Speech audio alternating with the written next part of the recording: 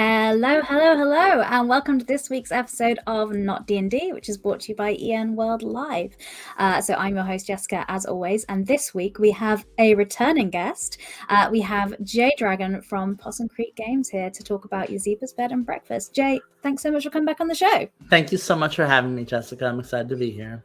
Excellent. I'm very excited to talk about this game as well because I saw it last year. Back in March when it was on Kickstarter in 2022, and it was one of the most beautiful looking mock-ups for a game I've ever seen. So that drew me in immediately. So we are going to be talking about Yazeba's Bed and Breakfast today. So if you have any questions and are watching live, please put them in the chat and we'll try to answer them. And if you're listening to the podcast, any links and things we talk about will be in the show notes.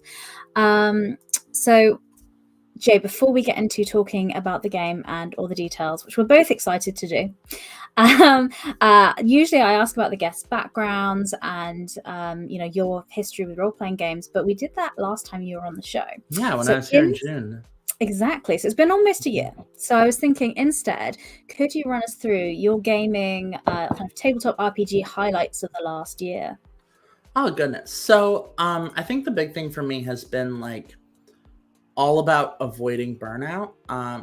It's very easy, I think, when you first start getting into RPGs to be like, wow, I have this like limitless pit of energy for this thing. And you do it for a while and you realize that no, in fact, your pit is quite limited.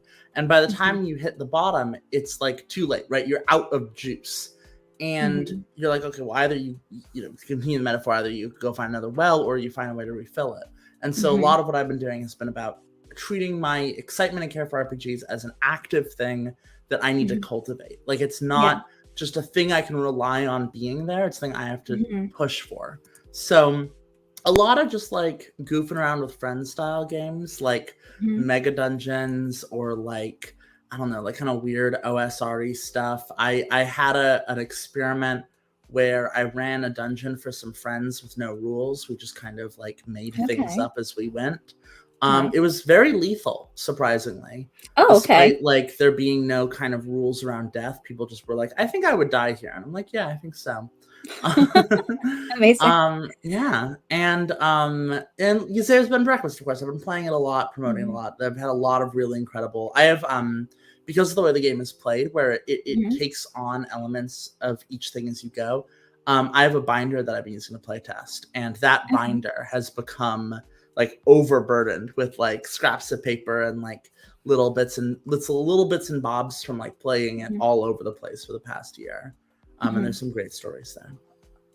Amazing. That sounds really good fun. I think that's a really great thing. I think the advice about burnout, I think for any creative professional or any professional, someone that has like a hobby or a passion and they make it their work, it's so easy to get burnt out on that because people think, oh, this is the thing I love, I'll never get sick of doing this. But you can get that burnout, definitely, for sure. You have to learn how to treat the things you love like a job you love. And the problem is when you're your own boss and you're making stuff kind of with your friends, it's you're your own boss. You don't have anyone setting expectations on you, but you're your own employee, and there's no OSHA, there's no workplace safety, there's no HR protecting you from your boss. So you work yourself too hard, and then you're like, hey, wait, I've been treating, if this is a job, it's not a good job. So I need to change the job. Fair enough. Yeah, I think that's so true. So I think that's really good to find ways to kind of do that, especially in this industry, because I see it a lot with games. But I'm going to let us kind of just dive in now. So to do what we're here to do, Jay, please, could you give us an intro into Yazeba's Bed and Breakfast? But before I do that, actually, one thing I said I was going to do is you are here talking today, but you are one of many people who made this game a reality. So I wanted to let me talk about the game and talk about the people who made it kind of at the same time. Perfect. So I think it's kind of the best way to get at it. Yazeba's Bed and Breakfast is a whimsical slice of life tabletop role-playing game using legacy-inspired mechanics to build out and iterate upon this kind of interdimensional bed and breakfast. You play as specific characters, a talking frog, or the apocalypse trapped inside of a 13-year-old kid, or a robot trying to learn how to be a human. And you have them grow as you kind of play them through these different events. Different people take them on.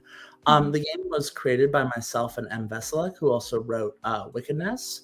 It was written in full by the two of us, and then also Mercedes Acosta and Lily Harris, who are both fantastic writers. There's a large team of artists, more than are on the bottom scroll here, and also more than I can comfortably list. But Ruby Lavin, my business partner Grubby, did all the art direction. She's absolutely phenomenal. Aster Santiago did the concept art. It was kind of, this huge involved project where we had a lot of hands on deck. Avery Alder, who you might know from The Quiet Year or from Monster Hearts, she did a lot of developmental consultation. And then editing was handled by Dominique Dickey, who also works at Monty Cook Games. And then involved Kazumi Chin, who is a friend of mine, also a professor of Asian American Studies at UC Berkeley, and LD Lewis, who is incredibly phenomenal. If you are in the literary scene at all, LD Lewis is involved in things like FireCon and has really kind of done a lot of important stuff there. So a star-studded team, truly, of I think ultimately when you add it together, 30 odd people working on this thing that, in a weird way, I think it is probably nothing like how a corporation ends up with 30 people working on a thing. It really, it takes on the quality of a lot of very passionate weirdos doing just strange things over a long period of time. And that sounds a little bit about what the game is about. It's just a bunch of passionate weirdos doing things. So that sounds perfect with that. So talking about the game and the development, you mentioned this started back in November 2019. Could you walk us through the journey of the whole thing? Yeah. So for context on that's pre-COVID. That's just when Sleepaway, my first project, is coming out, and I have this phrase in my head: Yazeba's bed and breakfast. And I type out a couple of things about it. I think specifically here at Yazeba's Bed and Breakfast is always September 15th, which is kind of one of the fundamental principles, is that always inside the bed and breakfast it's September 15th, which is Gertrude's birthday.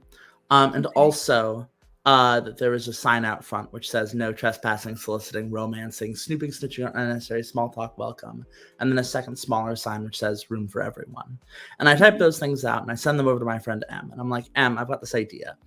And we start bouncing things back and forth. And it kind of starts a little bit as a hack of Lady Blackbird, because that's really the only touchstone we have.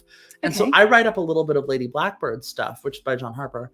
And then M has never read or played Lady Blackbird. So she looked at what I wrote up and then started doing things to it that had nothing to do with the original game. And she completely reinterpreted all the stuff I wrote up.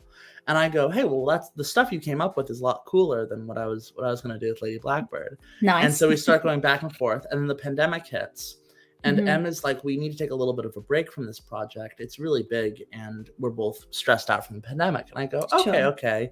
And I write Wander Home. Yeah. I love that. You need to take a step back and have a break. It's like, okay, I'll create another award-winning game. Sure. Wonder Home, which we're talking about last session. So if you're not sure about Wonder Home, if you go back and listen to that podcast, you can hear all about that there. But anyway. And so that happened, and then Yazeba's kept on trucking. In 2021, we brought a lot more of the team on board, brought the other two writers, and Aster is doing concept art. In 2022, we did the Indiegogo crowdfunding where we raised $320,000, which is awesome. And then we've just been, the game was done around that point because I refuse to crowdfund things unless the game is done. I think that's the recipe for disaster. And so we've just been working on, kind of putting it all together into one big book, getting all the layouts set, getting all the editing done, and it's off to the printers in a couple days, and from there it'll be real. But right now, you can get the PDF. Amazing. Yes, I think the PDF's been out for the last kind of month or two, but the physical book is going to be so stunning and gorgeous. Could you? There's so much going on with the physicality of this game. Could you brag about that a little bit so I can listen, please? Of course, absolutely. So. We're working on so the thing about Yazeba's Bed and Breakfast is that it's eclectic. It has a way of gathering materials around it. The base game, there's the hardcover, there's an envelope of stickers, there's the forbidden envelope, which one must only open when the game tells you to, or else you will incur a terrible curse. And And then, there's like surprises in the hardcover, right? The image you have up right now is the mock-up for the embossed gold kind of thing underneath the dust jacket, which like going for that very kind of like classic book look where it's like you've got the art, the colorful dust jacket and then the kind of muted book underneath. And then the box set, we've designed to look like a set of books that'll sit on your shelf. And so there's Yazeba's Bed and Breakfast, is the book itself. There's the box that contains like the deck of cards and the coins and the tokens and all the other weird pieces that might come up in Yazeba's. And that's in our trinkets and tchotchkes box. And then there's a ledger, which is the printouts of all the materials you might need. So everything you need to play is in that box. And it's been an intricate process to make something this. There's a lot of like little surprises. Like if you have access to the PDF, I'm sure you've probably figured out by now that there are parts of the book which have no page number, which are squeezed in amongst the other pages. So you might be flipping through a section and stumble upon a totally different thing going on that you had no idea was like in the book at all, but you like found it hidden away. And there's things like that kind of throughout the book, little surprises. And there's some other hidden things as well, but I don't want to spoil it. Of course. Yeah, but there's things to explore and uncover, which goes with kind of the whole vibe and the theme of the game. One of the big things we talked about is the idea that Yazeba's Bed and Breakfast is the name of the book. It's the name of the bed and breakfast. It's both. It's the game and the book and the house. And so frequently there are these moments that kind of conflate those three things, right? Where you're putting stickers, you put a carrot in the pantry, right? Or the pantry is a spot in the book and the carrot is a sticker you put there. And so you're engaging with the house physically. Like if a character was to go in the pantry, they'd probably find a carrot there. But it's the book it's the book you're engaging with. And that's been really important to us. Amazing. I'm so excited to get the physical copies of these. So these are, if you didn't back the Kickstarter and you're thinking this already sounds incredible, I think you can pre-order it on your website now on Possum Creek Games. Yes, right? absolutely correct. And before Christmas, the books are around, isn't it? Around November. Oh, I hope so. That's the plan. The problem is that before Christmas means that shipping is going to be about twice as expensive. Yeah. So I'm literally like right before this, I came out of a meeting, and after this, I'll probably have another meeting where we figure out whether or not we can afford to do if the cost and shipping is worth getting it to everyone by Christmas. But I would really love to have it out for people by then. Otherwise, soon, very early 2024, right? Yeah. One way or the other, it'll get amazing. Okay, but the PDFs are out now, so you can get the PDF now and immediately flip through. Yeah, and you can get the full digital edition. It's the PDF and the virtual tabletop all bundled together. Yeah, let's talk about the tabletop a bit. So One More Multiverse. How did that start, and what is it? So the game Yazeba's Bed and Breakfast is really tactile, right? Like that's the thing you'll notice looking through the PDF, I'm sure. There's a scavenger hunt. There's a mechanic that's based around drawing pictures. There's another mechanic based on drawing pictures. There's doodling in the margins. There's all these things that ask you to draw on the book or to flip the book. There's a character who can return to the bed and breakfast when you press a wildflower amid the pages. So I felt it was wrong, especially after 3 years of everyone playing online, right? Like we've all been COVID and we've all been dealing with that and we've all been kind of stuck playing online. It would be wrong of me to release this game that depends so heavily on physical sensation. It would be wrong of us to like put that out there as just a PDF and just dump the PDF there and be like, okay, hey, figure out how to play this online. So we managed to get in contact with One More Multiverse, who is a up and comer in the virtual tabletop scene. But we chose them because they have a really kind of unique approach. Like they're really coming from a video game place, whereas all the other virtual tabletops are coming from a tabletop space. So they're not thinking about how do we make the tabletop digital? They're thinking about how do we make the digital environment support the tabletop, which is a perspective difference and means that, when I come, it's a totally different, it's a really unique way of playing, and it really adds a lot to the game. And, helps make it like an actual tactile experience digitally as well as physically. Amazing. So and how do people get access to that? Is the website the best place to go to get links to that and to? Yeah, website works. You can also go to onemoremultiverse.itch.io. It's available there. And it's really, and like through that you also get the PDF, right? Like they come together. They're bundled together. And it's a fantastic thing to get to play with, and it really, I think, improves the digital experience of playing this kind of really, I think, like interesting game, but also like one that most virtual tabletops are not well suited for.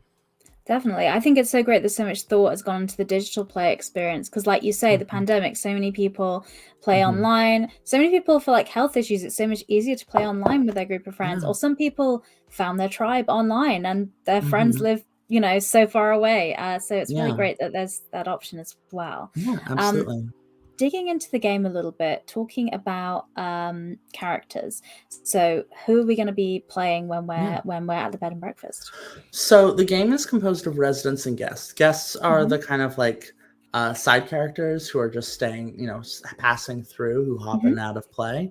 And residents are the main characters. And when you play, you pick a resident to play as for that particular chapter or session. And there are 6 to start, with a 7th to be quickly unlocked. And they are an eclectic bunch of folks. You've got, Gertrude, who's the teenage girl who ran away from home and is sleeping on top of the dryer. There's Hey Kid, a demon child. Parrish, a talking frog who was once a knight but was cursed. There's Sal, who wants to become a musician someday but is right now working as the night porter. And there's Amelie, the robotic housekeeper, and of course Yazeba herself, the witch who sold her heart to create the bed and breakfast. And so there's a lot of like different emotional ranges and like things to play with. And what's great is it's like you play as Gertrude, for example, and you make a note or draw a picture or leave a mark on her character sheet.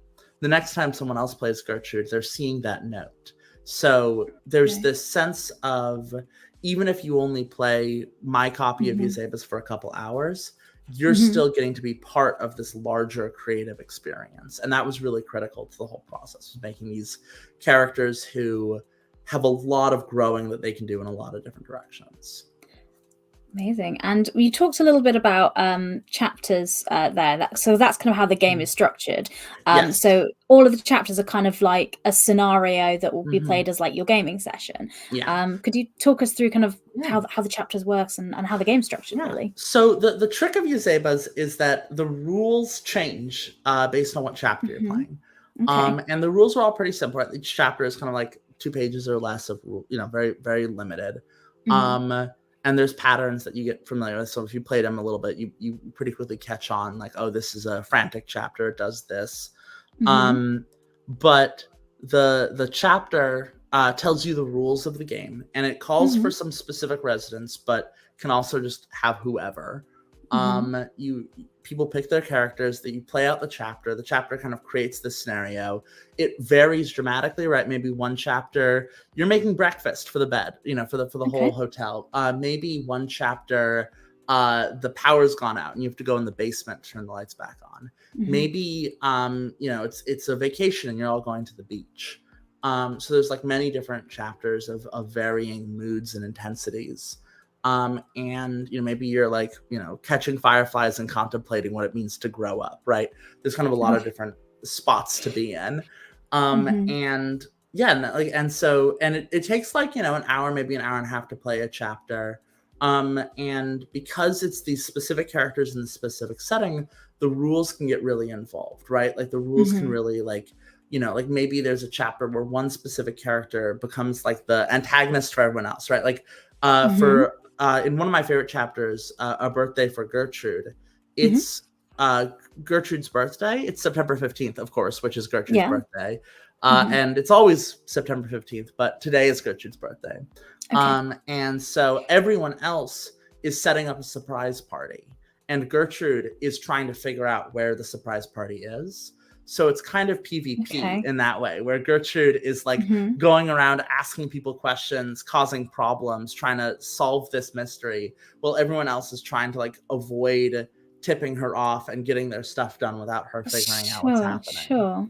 And so things like that, where there's like there's a lot of different playful things based on which specific character kind of gets the spotlight. It does. The whole thing does feel very playful and whimsical, like you say, and just like the scenarios and the stories that you just mentioned, the things you're going to be exploring in the chapters, feels so refreshing in a role-playing game for me. Because so often you have like things that can be really dark or really angsty or really tense or things, and I'm sure you can go there emotionally within this game, but also at the same point, it's like you say, we're watching fireflies and thinking about growing up in life, and just I loved the tone and the whole vibe of this thing. It was lovely to see. And it's a game. I think games are like part of what makes, I think, Yazeba's, certainly a lot of fun to design, but also a lot of fun to play, is it's low stakes, it's goofy, it's silly, right? There's a playground feeling to it. There's a like, it's okay for different people to play the same character, because you're not gonna like come back and find out that your favorite character died. That's not gonna happen, right? You're gonna like, God forbid, right? Like, it's like really weird. But like, you can kind of play with the mood in a bunch of different ways and kind of be all over the place and goof around in a way that I think a lot of people like. It feels good to have a game that I can teach you the rules in, like 10, 20 minutes. Like, like we'll be ready to play in like 10, 20 minutes. And then we play for like an hour. And if we want, we can play another chapter, but like, that's, but you're not sitting there being like, oh, wow, my experience, like, like in a one shot where it's like you make a character, you invest in them, and then they're gone forever. It's like you make a character, you pick a character, you play into them, you feed into them, and that you've contributed to something that will go beyond you. Speaking about like the contribution of the characters, could we talk about kind of like journey tracks and like shelves and mementos, and kind of how that character development works mechanically in the game? So at the end of each chapter, there's something called housekeeping, where we look at every character's journey, which is their record of like what kind of goal they're working on right now. It's like Sal might be like trying to put together some songs that people really like, or like Hey Kid might be growing up, or Parrish might be like realizing he's getting older. And you look at the journey, and you check off the stuff you did, you feed into it. And then every chapter gives you a little sticker, a little memento that you put onto a little physical sticker. We're gonna print it out. These two little things. So whimsical and fun about actually having a sticker. Sorry. Yeah. Yes. And you get to like stick it into the book. Like you flip to the page where it's like, okay, we're gonna put it in, put it in the pantry, and then we stick it there. We put it in, in Hey Kid's nightstand. We stick it there. And as you do that, you unlock new guests, new chapters, and the story of the game grows. So the book is big, right? The book is chonky. It's like 500 pages, but a lot of that is gated. It's to be explored later as you dig deeper. And so it's effectively like a campaign in a book that doesn't require the GM to be like a master planner. You're just all sitting around and goofing off and eventually digging deeper and deeper into the book. Exciting. So there's a few other, like you mentioned, each chapter has kind of different rules that, again, not going to be really complex, and we're not going to have to sit there and have a study session. But consistently, a lot of them I just do have like tracks, lists, bingos, and whoopsies. Yes. Could you talk us through those? And also, as I mentioned before, bingos and whoopsies, terms, perfect choice of words, love it. So the trick of Yazeba's Bed and Breakfast, the way the whole like the rules change every chapter thing works, is your character has a list of bingos and a list of whoopsies. And bingos are moments of personal strength, right? So maybe for Gertrude, the girl who's sleeping in the laundry room, a bingo for her is to show off a cool skill that no one knew she had, right? Or maybe a bingo is to like give a kind compliment, right? Those are like moments when she shines. And then whoopsies are moments when she messes up, moments when she flubs, moments when she's weak. And that might be like she might assume the worst about what's going on, or she might keep a secret that she shouldn't keep, right? Those are things that she does that are antisocial. Sure. And those are just like little bits of things that are on every character sheet. And then the chapter tells you what they mean mechanically. So Okay. in one chapter, maybe it's you get a token whenever you do a whoopsie and you spend that token to do a bingo. Maybe in another chapter, you can do your bingos, whoopsies freely, but there's a deck of playing cards that you're looking through. And bingos let you find black cards and whoopsies let you find red cards. Maybe, there's one where it's like there are questions that have tokens on them. And a bingo lets you take a token and hold on to it because you learned a lesson. And a whoopsie lets you take the token and give it to someone else who you taught a lesson through your mistake. These kinds of the rules of the game shift based on, but the narrative of the game remains stable, right? Gertrude has these bingos and whoopsies, but the chapter tells you what to do with them. And it creates a really kind of fluid feeling where it's like, your character is the same throughout all these many different circumstances. I love this as a thing because, like you say, the bingos and whoopsies are very much like guiding you into role play. You're like, this is kind of what the person's like, and this is the kind of things you want to happen. But then the mechanics interacting differently with how you role play makes the chapters have a totally different vibe and different things. So I think I was really excited to kind of see that. And it's I think it's interesting because we so often when we talk about game design, we talk about game mechanics. And we're so fixated on like, the rules of the game are the core. And Yazeba's Bed and Breakfast, I think, we like to joke. There's, I'm sure you've heard this about, people saying this about various non-Dungeons and Dragons RPGs. People love to be like, I could just play this in D&D. We like to joke that Yazeba's Bed and Breakfast is the only game that you can't say that about, but you could say the opposite, right? Like, there's why don't I just play D&D? Like, why don't which is not true. You wouldn't have the show is called Not DnD, so I'm very on board. And there is a secret chapter that we put in mostly as a joke. That's if you can find it. Hidden in the book, there is an OSR style chapter based on Gertrude's favorite pulpy fantasy novel. That's great. And so you can hunt through the book and find that and see, get what Yazeba's take on D&D would be. I love that. Well, I was going to say, my next question was going to be, so what kind of guidance do you give to people that are maybe coming from like playing D&D or, that they're used to playing kind of D20 games, apart from obviously finding that Easter egg game that's, what guidance would you give them if they were like, I want to sit down and I want to try this for something different? Truly, this is a game that I think can feel a little daunting when you look at it, right? You see it, you open the 500-page PDF, and there's a sense of like, oh Lord, I'm supposed to know all that, because in D&D, you're not supposed to run the game until you know all that, right? In most games, you're not supposed to run the game until you've read the whole book. That's not true with Yazeba's. With Yazeba's, we're thinking about how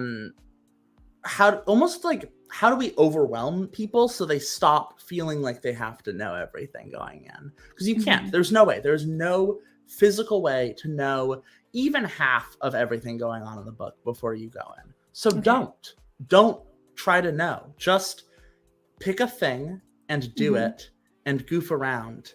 And that will, I think, be 1,000 times more illuminating and exciting than, and like, look, here's the thing. It's a game. It's not a serious, deadly venture. You can cheat. You can mess up. You can break the rules. It doesn't, that's part of play is trying it out at your table and seeing what happens, right? So the game just wants you to sit down with it. Don't feel like you have to conquest the game before you can play it. Just, see what happens. Fantastic. Yeah, someone was mentioning they're going to Gen Con, so going to convention and are looking to kind of try this out. And by the style of it and like the length of time, it seems great for a convention to kind of sit down and just give it a go. It was last year at Gen Con, we were running games of Yazeba's and games of Wanderhome table across from each other, basically in the same room. And it was so funny because the Wanderhome games, it's like a really slow kind of tranquil experience. And so like they're 3 hours in and they're just warming up. They're getting into it. Yazeba's, it's like, oh, we've already done like 2 chapters. Do we want to we just do more things? Like we just keep like, who gives it? Let's just keep goofing off. And it's such a fantastic. We Em and I both worked at a children's LARP camp, which I talked about last time I was on here, I think. And we didn't explicitly write the game for this, but it is a really good game if you've got a bunch of kids and 45 minutes to kill, you know? Oh, I hadn't thought about that. Yeah, that's a really good point. So what sort with playtesting, what sort of themes came out, or what sort of changes happened when you were playtesting with all, because there's so many different chapters, like you say, you've got different rules, so that must have been a really big journey. It was a lot of playtesting. I think we've been pretty much constantly playtesting for 3 years. From, you know, like the first concept, we have the first thing on the page, to like we're doing intensive sessions with the Patreon community and really trying stuff out. I think my favorite process of that is, I mentioned earlier, I have this ledger, which is this purple binder. It's my copy of Yazeba's, and it is printouts of the whole game.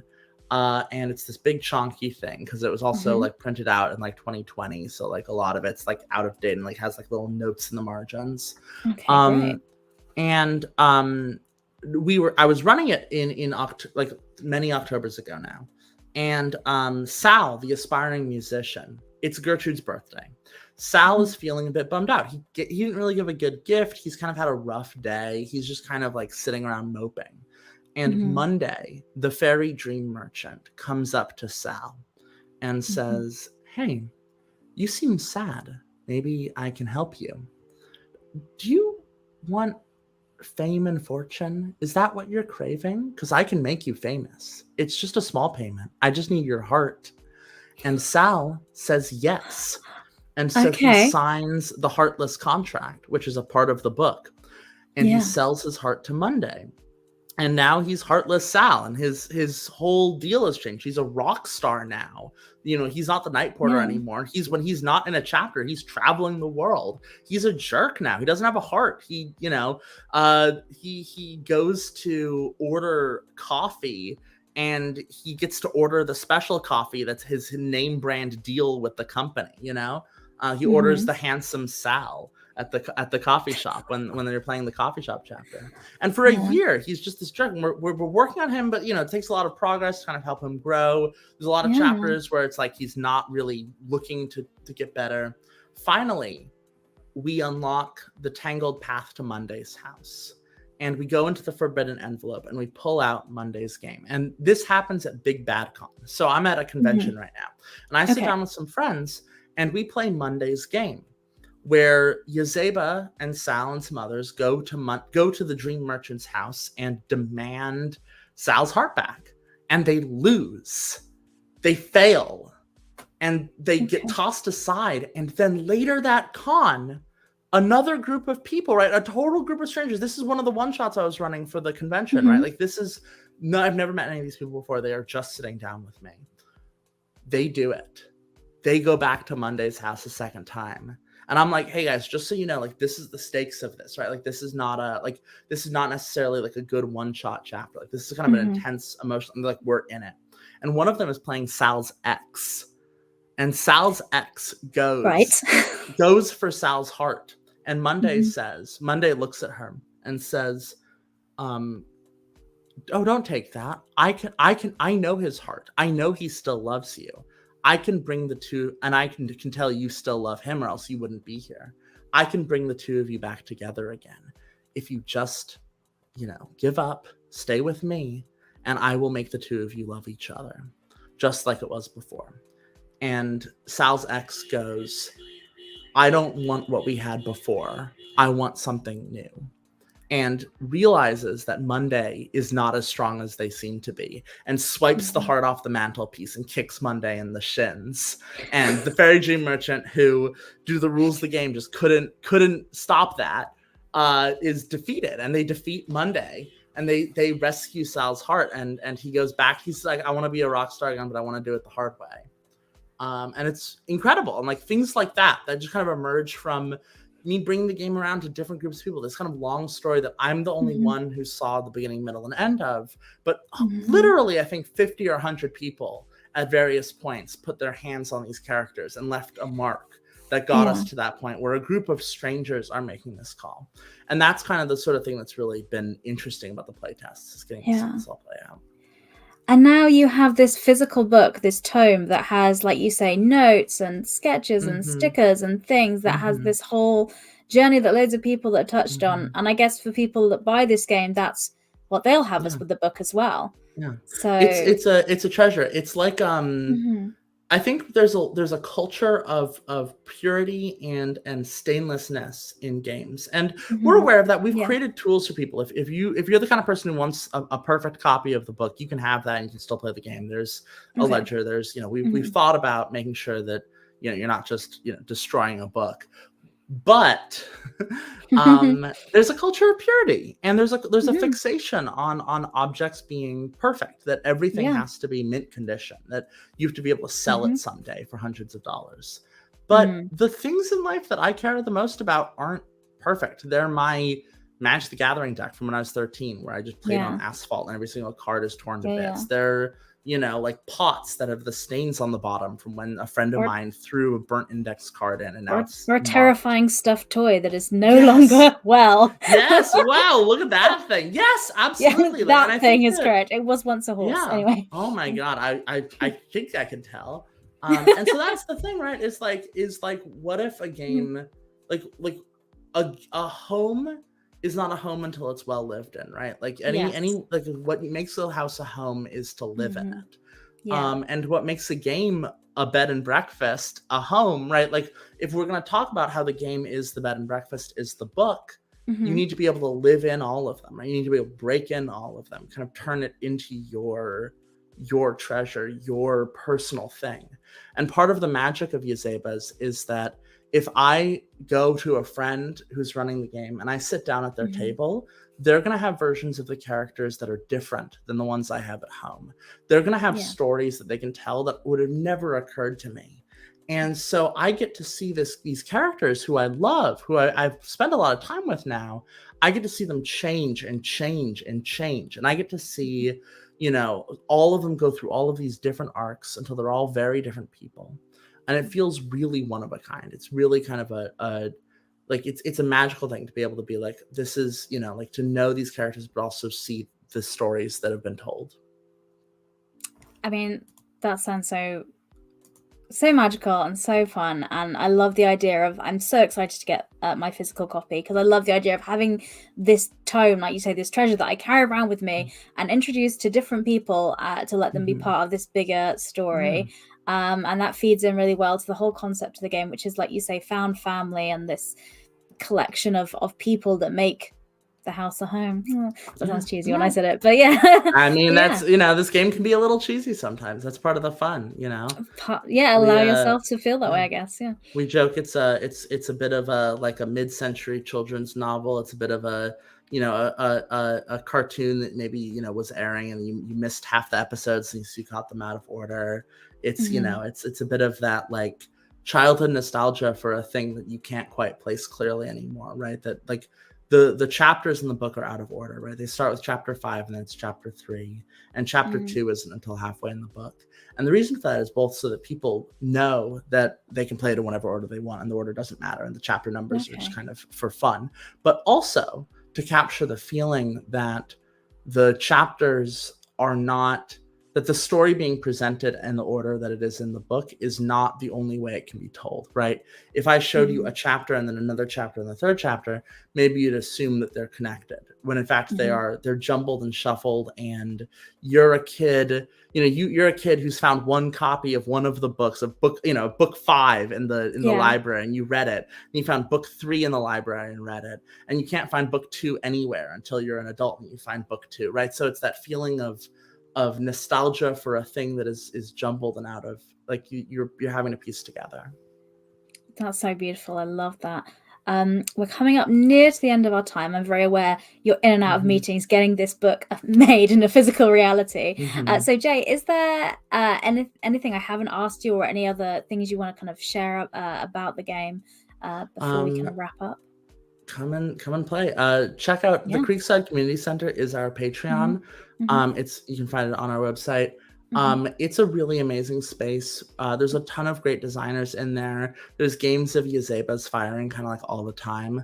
And it's really like, for $10 a year or for $1 a month, you can you get access to this fantastic community, and I really recommend you come and you try out the game. It literally takes an hour, right? Sit down. I'll run it for you in an hour. We could play 4 games of Yazebas in the time it takes to do a D&D one shot, right? Give it a try. That sounds great. So if you head over to the website, you can see the links for the Patreon account there. And if you're listening to the podcast, that'll be in the show notes there. Jay, before we go, I do ask everyone for any recommendations for other games, any indie tabletop RPGs and the rules are, it can't be Dungeons and Dragons, and it can't be a game that you've created. No, of course. Right now, I think my favorite game, and I'm almost a little worried I recommended this last time because I love it so much, but Under Hollow Hills by Vincent and Meg Baker is, I think, what my favorite game right now. It has been for years, frankly. And if you're looking for a game, I'd really recommend that one.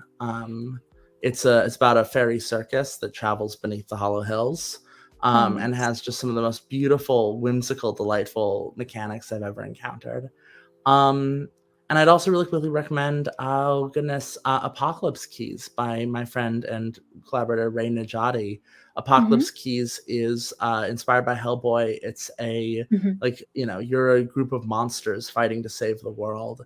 And it's feelings filled and really dramatic, and has a really great take on Powered by the Apocalypse that I think, if you're oh yeah, I know PBTA, I know how this stuff works. It totally flips a lot of it on the head in a way that's absolutely fantastic. That's great. Thank you for those recommendations. Maybe people I'll have to ask to come on the show to talk about those games in a bit more detail. I recommend it. Yeah. Fantastic. Well, that's going to be us wrapping up. Thank you so much to everyone that came along to listen live or listen to the podcast. We will be back next week with more indie games to kind of recommend to you. Jay, thank you so much for your time and coming on and sharing your games with us again. Thank you so much for having me. You're so welcome. I hope in a year's time you are back with another game to share with us, maybe. So absolutely. I hope so. Okay, that's great. Well, thank you very much. And that's all for this week. Bye. All right. Take care.